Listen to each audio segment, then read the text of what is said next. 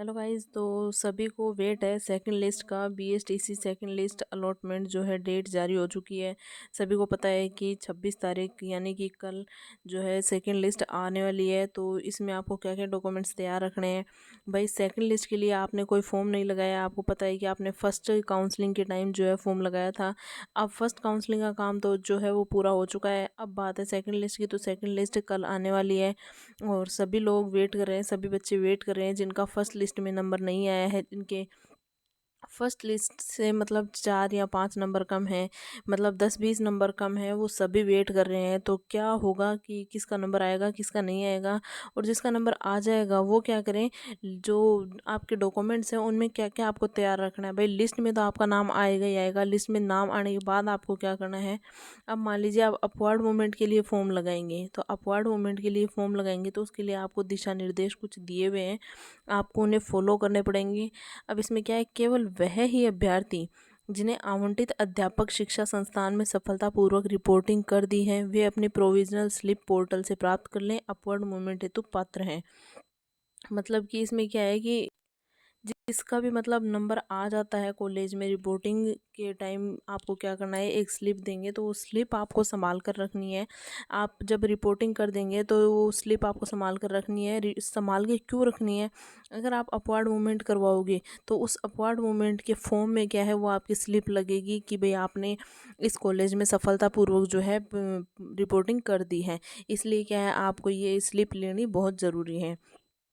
अब क्या है, अभ्यर्थी द्वारा दी गई समयावधि में पोर्टल पर उपलब्ध अपवर्ड मूवमेंट के लिंक पर जाकर अपवर्ड मूवमेंट हेतु ऑनलाइन आवेदन करना है। अब जब आप स्लिप वगैरह ले आएंगे तो आपके पास डेट दी हुई है 4 तारीख और 5 तारीख, तो उस टाइम पे क्या है, आपको क्या करना पड़ेगा, अपवर्ड मूवमेंट के लिए ऑनलाइन आवेदन करना पड़ेगा। ये है आपकी ऑनलाइन अपवर्ड मूवमेंट की प्रक्रिया। ऐसे अभ्यर्थी जिनको चुने गए प्रथम अध्यापक शिक्षा संस्थान में ही प्रवेश मिला है, तब वह अपवर्ड मूवमेंट हेतु पात्र नहीं है। मतलब कि मान लीजिए आपने जैसे 5-6 कॉलेजें भरी है, भाई 5 कॉलेज भरी है और आपका नंबर क्या है, पहली कॉलेज में आ गया, फर्स्ट कॉलेज में आपका नंबर आ गया, तो आप क्या है, अपवर्ड मूवमेंट आप नहीं करवा सकते। भाई अपवर्ड मूवमेंट का क्या मतलब है कि आपका मान लीजिए 5 कॉलेजों में से 5वें नंबर की कॉलेज मिली है, तब आप क्या है अपवर्ड मूवमेंट के लिए फॉर्म लगा सकते हैं। तो हो सकता है इन चारों में से आपको कोई सी कॉलेज मिल जाए। इसके बाद क्या है, जिन अभ्यर्थियों ने केवल एनीवेयर इन राजस्थान पर यस किया है, एवं किसी भी अध्यापक शिक्षा संस्थान अथवा जिले का चुनाव नहीं किया है, वह अपवर्ड मूवमेंट हेतु पात्र नहीं है।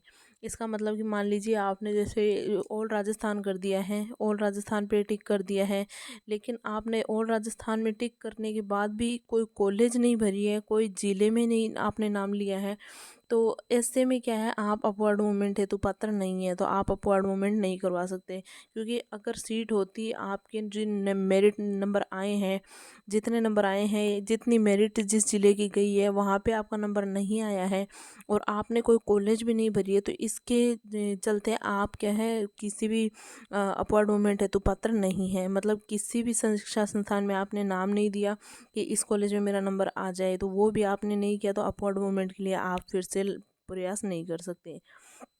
इसके बाद क्या है, अपवर्ड मूवमेंट हेतु अभ्यर्थी के द्वारा काउंसलिंग के समय चुने गए अध्यापक शिक्षा संस्थान अथवा चुने गए जिलों के अध्यापक शिक्षा संस्थानों पर ही विचार किया जाएगा। एनीवेयर इन राजस्थान पर विचार नहीं किया जाएगा।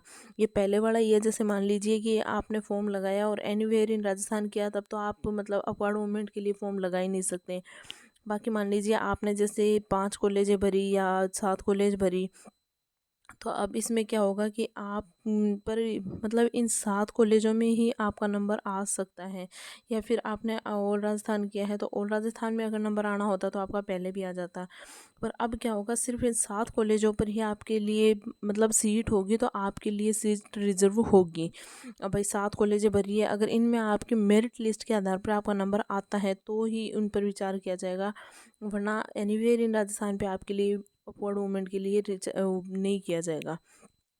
इसके बाद क्या है, अपवर्ड मूवमेंट के उपरांत आवंटित अध्यापक शिक्षा संस्थान कि व्यक्ति से रिपोर्ट करना अनिवार्य है, मतलब कि आपको वही खुद जाना पड़ेगा जिस कॉलेज में मान लीजिए आपका नंबर आ जाता है और फिर आप अपवर्ड मूवमेंट का फॉर्म लगाते हैं, तो आपको खुद जाकर वहाँ रिपोर्टिंग करनी होगी। व्यक्ति से रिपोर्ट नहीं करने की स्थिति में अभ्यर्थी को प्रवेश निरस्त कर दिया जाएगा।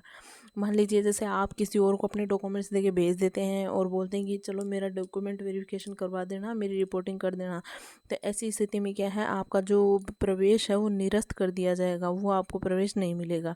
अतः अभ्यर्थी को नवीन आवंटित शिक्षा संस्थान में पुनः व्यक्ति से रिपोर्ट करनी होगी। मतलब कि पहले आपको जैसे मान लीजिए कल 26 तारीख है और आपका रिजल्ट आ गया और आपका नंबर आ जाता है और आपको कॉलेज मिल जाती है, तो आपको क्या करना पड़ेगा, उस कॉलेज में जाके और आपको रिपोर्टिंग करनी पड़ेगी। और उसके बाद मान लीजिए आपने अपवर्ड मूवमेंट का फॉर्म लगाया, अपवर्ड मूवमेंट का फॉर्म लगाने के बाद आपको नई कॉलेज मिल गई, तो फिर से आपको कॉलेज में जाना पड़ेगा और नई कॉलेज में रिपोर्टिंग करनी पड़ेगी।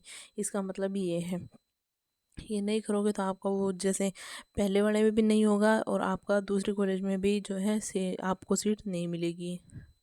इसके बाद क्या है, अपवर्ड मूवमेंट के उपरांत नया शिक्षा संस्थान आवंटित नहीं होने की स्थिति में पूर्व आवंटित अध्यापक शिक्षा संस्थान जिस पर अभ्यर्थी ने स्वयं उपस्थित होकर रिपोर्टिंग की थी, वही अध्यापक शिक्षा संस्थान आवंटित रहेगा और किसी भी स्थिति में फीस रिफंड नहीं होगी।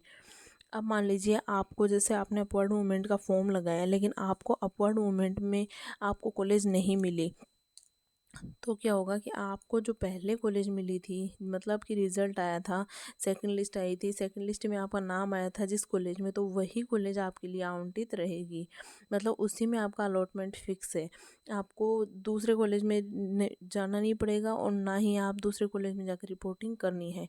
और इसमें मतलब आपको नहीं मिला है और आप नहीं जाना चाहते हैं, मान लीजिए आपकी कॉलेज दूर है या आपने मना कर दिया कि मुझे कॉलेज नहीं जाना है, तो आपकी फ़ीस जो है आपको रिफ़ंड नहीं मिलेगी। मतलब आपकी कोई भी जो प्रॉब्लम है, पर्सनल प्रॉब्लम है, उसकी वजह से आपको फ़ीस रिफ़ंड नहीं होगी।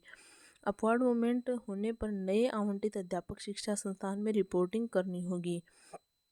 और आपको जैसे रिपोर्टिंग करने के बाद आपको अपवर्ड मूवमेंट में फॉर्म लगाया और आपको अपवर्ड मूवमेंट के बाद में नया कॉलेज मिल गया है, तो आपको फिर से रिपोर्टिंग करनी होगी, मतलब खुद जाना पड़ेगा और रिपोर्टिंग करनी पड़ेगी। पुनः फ़ीस भरने की आवश्यकता नहीं है। अब इसमें फ़ीस भरने की आपको दोबारा ज़रूरत नहीं है, क्योंकि आपने फ़ीस पहले ऑलरेडी भर दी है। अब मान लीजिए कई बच्चे पूछ रहे हैं कि हमने पहली कॉलेज में फ़ीस भर दी, तो क्या दूसरी कॉलेज में हमें फ़ीस भरनी पड़ेगी? तो ऐसा नहीं है, आपको दूसरे कॉलेज में फ़ीस नहीं भरनी पड़ेगी। आपका क्या है, सिर्फ आपको रिपोर्टिंग करनी पड़ेगी। रिपोर्टिंग आपको नई कॉलेज में फिर से करनी पड़ेगी। अगर रिपोर्टिंग नहीं करते हो तो आपका प्रवेश निरस्त कर दिया जाएगा। लेकिन फ़ीस की बात करें तो फ़ीस जो है वो ऑनलाइन ट्रांसफ़र हो जाएगी। तो ये थी BHTC से जुड़ी नई अपडेट। आपको डॉक्यूमेंट्स तैयार रखने हैं। मिलते हैं एक नेक्स्ट वीडियो में।